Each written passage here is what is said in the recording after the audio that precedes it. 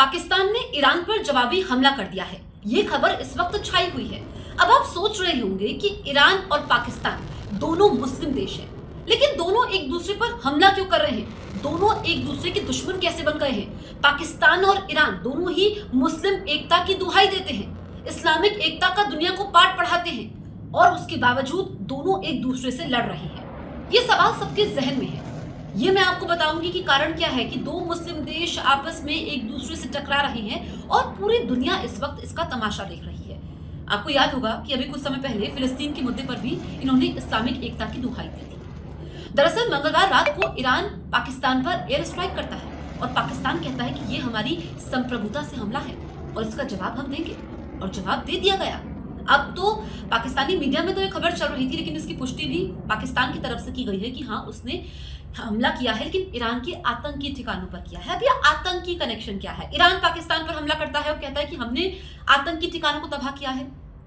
जैश अल असद नाम के आतंकी संगठन पर हमने हमला किया है, जिसमें पाकिस्तान कहता है कि 2 बच्चे भी मारे गए हैं। और अब पाकिस्तान कह रहा है कि उसने ईरान के आतंकी ठिकानों पर हमला किया है, जो आतंकी बेस थे, जिसमें Baloch liberation force, Baloch liberation army का नाम सामने आ रहा है। अब थोड़ा बैकग्राउंड में आपको बताती हूँ।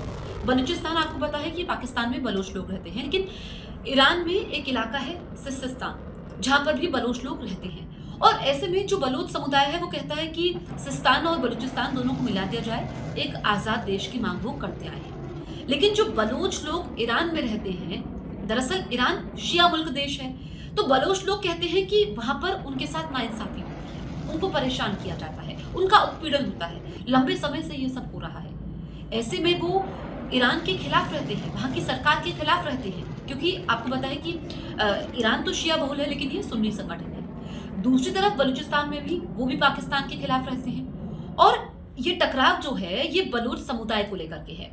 अब जो ईरान में पिछले महीने आतंकी हमला हुआ था, जिसमें पुलिस स्टेशन में हमला हुआ था और पुलिस वाले मारे गए थे, ईरान ने पाकिस्तान को अल्टीमेटम दिया था। जो जैश अल असद नाम का ये आतंकी संगठन है, पाकिस्तान में ये फल फूल रहा है, ये ईरान का आरोप है।